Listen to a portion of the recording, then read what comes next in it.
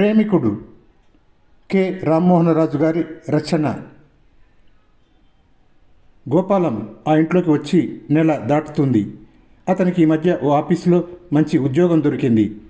ముందు వెనుక ఎవరూ లేకపోవడం చేత ఎక్కడైతేనేమిలే అని ఉద్యోగం దొరకగానే ఈ ఊరు వచ్చేశాడు. ఆ రోజు ఆదివారం. తన గదిలో కూర్చొని పేపర్ చదువుకుంటున్నాడు. గది బయట అతనికి శృతి మెత్తని అడుగుల చప్పుడు వినిపించింది. ఆ చప్పుడు వినిపించగానే అతను అలర్ట్ అయిపోయాడు. తలుపు తోసుకొని అందమైన ఒక అమ్మాయి అతని గదిలోకి వచ్చింది. రండి శ్యామల అని అతను ఆహ్వానించాడు. ఆమె లోపలికి వస్తూనే ఈ వేల్టి పేపర్ ఇస్తారా అంది. దానికేం తొందర, కబుర్లేమైనా చెప్పండి అన్నాడు అతను. తర్వాత మాట్లాడుకుందాం, నాన్నగారికి భోజనం పెట్టాలి అని ఆమె పేపర్ అందుకొని వెళ్ళిపోయింది. ఆమె తండ్రి వాచీలు రిపేర్ చేస్తాడు. మెయిన్ రోడ్లో అతనికి ఓ షాపు ఉంది. ఈమె డిగ్రీ చదువుతున్నది. గోపాలం గది ఎదురుబాటలో ఉంటున్నారు వాళ్ళు. ఆ అమ్మాయిని చూడగానే మొదట్లో గోపాలం చకితుడైపోయాడు. ఆమెలో సౌందర్యం కాక అంతకు మించిన మరి ఏదో ఉన్నట్లు అతనికి అనిపించింది. చాలా లోతుగాను నెమ్మదిగాను మాట్లాడుతుంది. ఆమెతో అతనికి పరిచయం ఇలా అయ్యింది. నెల రోజుల కింద తను ఆ గదిలో దిగాక సామాన్లన్నీ సర్దుకుంటూ ఉండగా ఎవరో వెనక నుంచి నేను లోపలికి రావచ్చా అని అడిగారు. గోపాలం వెనక్కి చూసేసరికి ఆ అమ్మాయి నిలబడి ఉన్నది. అతను ఆశ్చర్యంగా చూస్తూ రండి అన్నాడు. ఆమె లోపలికి వచ్చి సామాన్లన్నీ చూస్తూ ఇంకా సర్దడం పూర్తి కాలేదా అని అడిగి, మేము ఈ కాంపౌండ్లోనే ఉంటున్నాం. నా పేరు శ్యామల. మా నాన్న వాచీలు రిపేర్ చేస్తాడు. మా ఇంట్లో ఇంకెవరూ లేరు అంది. గోపాలం కూడా తన పేరు ఉద్యోగం చెప్పుకున్నాడు. ఆమె అతని పుస్తకాలన్నీ తిరిగేసింది. దాస్తోవ్స్కీ క్రైమ్ అండ్ పనిష్మెంట్ తీసుకొని దీన్ని చదివి ఇస్తాను అంది. అలాగే ఇవ్వండి అన్నాడు గోపాలం. ఆమెను చూస్తుంటే అతనికి ఒక్కో క్షణం ఒక్కో వాట్ పెరిగిపోతున్న బల్బులా కనిపిస్తుంది. ఆమె వెళ్ళిపోయింది. అయినా కూడా అతి మార్ధవమైన ఆ గొంతుక ఇంకా గదిలో మ్రోగుతూ ఉన్నట్టే ఉంది. అకస్మాత్తుగా చల్లని గాలులు వీచే తోటలో అతన్ని విసిరేసినట్టు ఫీల్ అయ్యాడు. ఆనాటి నుంచి శ్యామలను గూర్చి ఆలోచించడం అతనికి ఒక ముఖ్య వ్యాపకమైపోయింది. ఆమెను తాను ప్రేమిస్తున్నాడని నిశ్చయం చేసుకున్నాక ఆమెతో మాట్లాడదామని అనుకున్నాడు. కానీ ఎప్పుడూ ఏదో అంతరాయం కలిగేది. ఒక్కోసారి అది సమయం కాదనిపించేది. రోజు ఆమె అతని గదికి వచ్చి పేపర్ తీసుకుపోయేది. అయితే అప్పుడు ఒక్క నిమిషం కూడా ఉండదు. ఆమెకు ఎక్కువగా మాట్లాడే అలవాటు లేదు. ఉత్తరం రాసి ఇవ్వడం తప్ప మార్గం లేదని నిశ్చయించుకున్నాడు. అయితే ఆ ఉత్తరం ఎక్కడ ఇవ్వాలి అనేది కూడా సమస్యే అయ్యింది. ప్రేమ అంటే ఇన్ని చిక్కులు ఉంటాయని అంతకుముందు అతనికి తెలియదు. శ్యామల తండ్రి రాఘవరావు, గోపాలం కలిసి అప్పుడప్పుడు చెస్ ఆడుతుంటారు. అందువల్ల వాళ్ళిద్దరికీ కొంచెం దోస్తీ ఉంది. ఆయనతో మాట్లాడితే సరిపోతుంది అనుకున్నాడు. కానీ ఆమె ఇష్టం ఏమిటో తెలియాలిగా మరి. చివరికి ఓనాడు గోపాలం మంచి మంచి పదాలన్నీ ఏరి తన హృదయమంతా ఆమెకు అర్థమయ్యేలా 8 పేజీల ఉత్తరం రాశాడు. రాసిన తర్వాత చూసుకుంటే అది సరిపోదు అనిపించింది. కరెక్షన్లు చేస్తే అది కాస్త 11 పేజీలు అయింది. మరునాడు పొద్దున్నే దినపత్రికలో పెట్టి ఆమెకు ఇవ్వాలనుకున్నాడు. ఎప్పుడు తెల్లవారుతుందా అని చూస్తూ కూర్చున్నాడు. ఆమె రాను వచ్చింది, పోను పోయింది. ఉత్తరం మాత్రం అతని చేతిలోనే ఉండిపోయింది. గోపాలానికి ధైర్యం చాలలేదు. ఆమె వెళ్ళిపోయిన తర్వాత ఎంత బుద్ధి తక్కువగా ఉన్నాను అని విచారించాడు.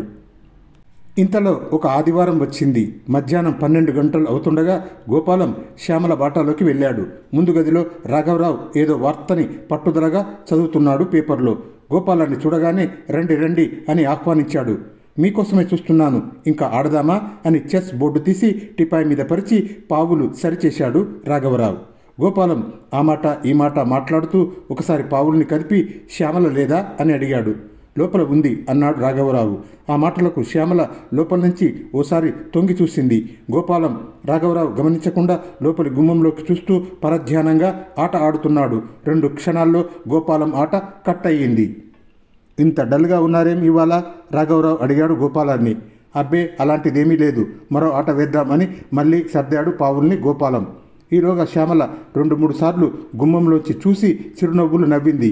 గోపాలం అన్యమనస్కంగా ఆట మొదలెట్టాడు. మళ్ళీ అతని ఆట కాసేపట్లోనే కట్ అయ్యింది. ఏమిటయ్యా ఇలా ఉన్నావు ఈవేళ? కుంపదీసి ఎవరితోనన్నా ప్రేమలో పడ్డావా? రాఘవరావు పెళ్ళున నవ్వాడు. గోపాలం తత్తరపడ్డాడు. అతని చేయి అప్రయత్నంగా జేబులో ఉత్తరాన్ని తడిమింది. శ్యామల లోపల నుంచి కాఫీ తెచ్చి ఇస్తూ ఎవరు ఎవరిని ప్రేమించారు నాన్న అంది. ఆమె శరీరంలో సౌందర్యమే కాకుండా ఏదో సుగంధం కూడా ఉన్నట్టు తోచింది గోపాలానికి. అబ్బే, ఆయనేదో ఊరికే అన్నారులేండి అని మాట తప్పించాడు గోపాలం. శ్యామల అక్కడే ఓ కుర్చీలో కూర్చుంది. గోపాలానికి గుండె దడగా ఉంది. కాఫీ తాగుతూ ఆ ఆట పూర్తి చేసి, ఇక చాలండి, నేను ఆడలేను అని అన్నాడు. రాఘవరావు కాఫీ గ్లాస్ కింద పెడుతూ, ఇవాళ మీరు బాగున్నట్టు లేదు అన్నాడు. శ్యామల ఎందుకో నవ్వింది. అట్లా ఎందుకున్నారు అంది. రాత్రంతా చదువుతూ కూర్చున్నానుగా, కాస్త అలసటగా ఉంది అన్నాడు గోపాలం. రాఘవరావు ఎందుకో లేచి లోపలికి వెళ్ళాడు. గోపాలం చటుక్కున జేబులో ఉత్తరం తీసి శ్యామల చేతిలో పెట్టి, చదువుకోండి అని గబగబా వచ్చేశాడు. శ్యామల ఆశ్చర్యంగా చూస్తూ ఉండిపోయింది. గదిలోకి వచ్చాక కూడా గోపాలం గుండె గుబ గుబ లాడుతూనే ఉంది.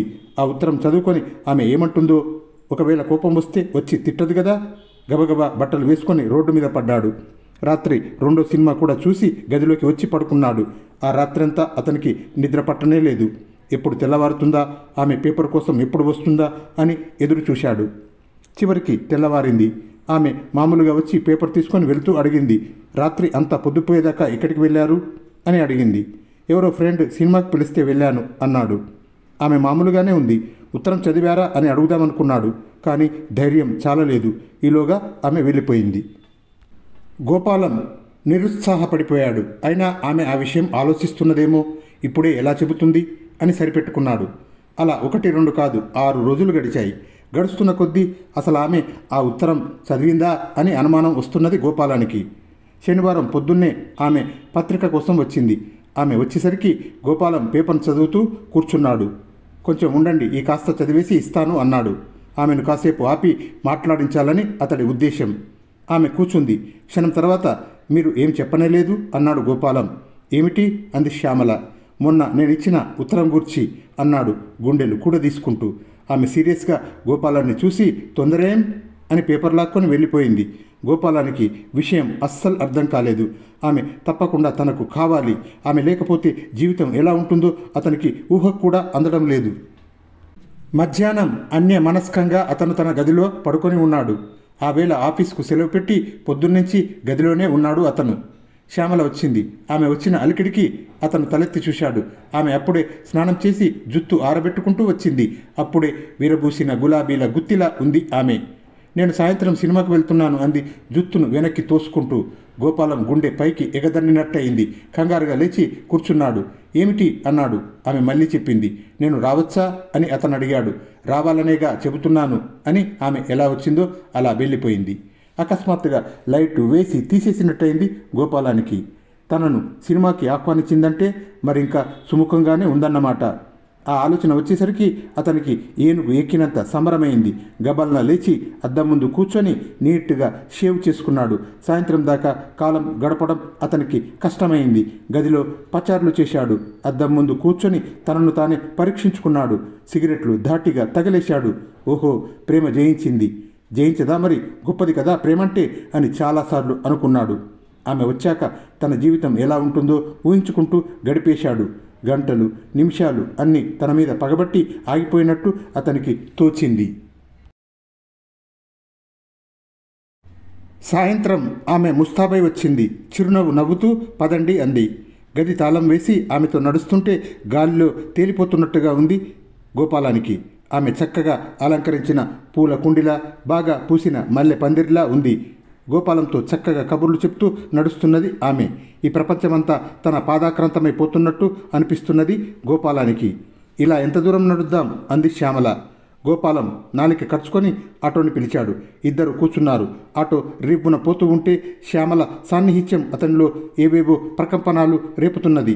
ఆమె దేవత అయినట్టు, తానొక దివ్యుడు అయినట్టు, ఇద్దరు తోటల్లో, సెలయేళ్లల్లో, మబ్బుల్లో, ఇంకా ఎక్కడెక్కడో ఏవో అందని లోకాల్లో విహరిస్తున్నట్టుగా తోస్తున్నది గోపాలానికి. ఆటో థియేటర్ చేరగానే కళ్ళలోంచి దిగాడు గోపాలం. థియేటర్ బుకింగ్ దగ్గర లోపల అందరూ తమ ఇద్దరిని చూసి అసూయపడుతున్నట్టుగా అనిపించింది గోపాలానికి. శ్యామల చిరునవ్వు నవ్వుతూ అతన్ని ఏదో అడుగుతుంది. అతను ఏదో చెబుతున్నాడు. వాటిలో విషయం ఏమీ లేదు. సినిమా మొదలైంది. గోపాలం శ్యామల భుజాల మీద చేయి వేశాడు. ఆమె నవ్వుతూ తీసేసింది అతని చేతిని. సినిమా అయిపోయేదాకా ఆమె అతన్ని అలాంటివి ఏవీ చేయనివ్వలేదు. అప్సరసను వెంటబెట్టుకున్న నల కూబరుడిలా అతను ఆమెతో ఒక పెద్ద హోటల్కు వెళ్ళాడు. అక్కడ ఏ ప్రత్యేకత లేని సామాన్య మానవులని చాలామందిని తిరస్కారంగా చూశాడు గోపాలం. ఇద్దరు కలిసి రూప్ గార్డెన్లో చక్కటి భోజనం చేశారు. భోజనం అయిన తర్వాత విశ్రాంతిగా వెనక్కి వాలి అతను ఓ సిగరెట్ అంటించాడు. ఎదురుగా శ్యామల మెరిసిపోతూ అతని కళ్లకు కనిపిస్తున్నది. ఆమె చేతివేళ్లు సన్నగా పొడుగ్గా సాగి టేబుల్ మీద ఏదో లయ వేస్తున్నాయి. ఆమె కళ్ళు ఎందుకో వెలుగుతున్నాయి. ఆమె పెదాలు ఎందుకో సన్నగా కదులుతున్నాయి. కాసేపయ్యాక, మీ నిర్ణయం దృఢమైనదేనా అంది శ్యామల. గోపాలం తన కలల్లోంచి దిగివచ్చాడు. మీ నిర్ణయం గురించే నేను ఆందోళన పడుతున్నాను. నేను దృఢంగా నిలుస్తానని నాకు నమ్మకం ఉన్నది అన్నాడు. ఆమె నవ్వుతున్నట్టుగా చూసింది. నా నిర్ణయాన్ని చెప్పే ముందు మీరు కొన్ని తెలుసుకోవాలి. అవన్నీ ఈ ఉత్తరంలో ఉన్నాయి. ఇంటికి వెళ్ళాక చదువుకోండి అని అతనికి ఓ ఉత్తరం అందించింది. గోపాలం మెరిసే కళ్లతో దాన్ని అందుకున్నాడు. అక్కడే చింపబోతుంటే ఆమె ఒంటరిగా చదువుకోండి అంది వారిస్తూ. గోపాలం నవ్వి దాన్ని జేబులో పెట్టుకున్నాడు. ఇద్దరు లేచి బిల్లు చెల్లించి బయటికి వచ్చారు. చలిగా ఉంది అంది శ్యామల కొంగును నెత్తిపైన కప్పుకుంటూ. గోపాలం నవ్వి ఆటోను కేకేశాడు. ఆటోలో వెచ్చగా ఆమె పక్కన కూర్చోవడం అతనికి స్వర్గతుల్యంగా ఉంది. ఆమె చేతిని తన చేతిలోకి తీసుకున్నాడు. ఆమె మెల్లగా చేయి విడిపించుకుంది. ఆటో ఇంటి ముందు ఆగగానే దిగి మీటర్ చెల్లించి ఆమె వైపు చూశాడు గోపాలం. ఆమె నవ్వుతూ, ఇక వస్తాను, రేపొద్దునే కలుసుకుందాము అంది. గోపాలం తల ఊపాడు. ఇద్దరు కాంపౌండ్ గేట్ దగ్గరికి రాగానే ఆ మసక చీకట్లో ఆమెను అకస్మాత్తుగా ముద్దు పెట్టుకోబోయాడు. ఆమె ముందే ఊహించిన దానిలాగా తప్పించుకొని రేపు కలుద్దాం అంటూ నవ్వుతూ పరిగెత్తింది. గోపాలం ఒక్క క్షణం మ్రాన్పడి అంతలోనే తేరుకొని హుషారుగా కూనీరాగం తీస్తూ గది తాళం తీశాడు. లోపలికి వెళ్ళగానే అర్జెంటుగా ఆమె ఇచ్చిన కవర్ చించి చదివాడు. చదువుతుంటే గోపాలం కాళ్ళు కుప్పకూలిపోయాయి. కళ్ళు బైర్లు కమ్మాయి. మీ నిర్ణయం నాకు చాలా సంతోషంగా ఉంది. అయితే ఈ విషయం విని కూడా మీ నిర్ణయం అలాగే ఉంటే నాకు అంతకంటే ఆనందం ఏముంది? నాకు ఇదివరకే పెళ్ళయింది. ఆయన ఒక యాక్సిడెంట్లో పోయారు. నా బతుకు చీకటి కాకూడదని మా నాన్న నన్ను మళ్ళీ చదివిస్తున్నాడు. ఈ సమయంలో మీ ఉత్తరం నాకు ఎంతో ధైర్యాన్ని ఇచ్చింది. నా పెళ్ళైన తర్వాత 1 సంవత్సరం మాత్రమే నేను ఆయనతో. గోపాలం ఇక ఆ ఉత్తరాన్ని చదవలేకపోయాడు. బుర్ర బ్రద్దలైపోతుంది. గుండు దెబ్బతిన్న పక్షిలా ఉంది అతని మనసు. రాత్రంతా తెరిచిన కన్నుల అతని గదిలో లైట్ వెలుగుతూనే ఉంది. ఆ వెలుతురులో అతను కాల్చే సిగరెట్ పొగ వలయాలుగా గది అంతా నిండింది. చివరికి తెల్లవారుజామున అతను లేచి ఎక్కడికో పోయాడు. తర్వాత 2 రోజులకు అతను ఆ గది ఖాళీ చేశాడు.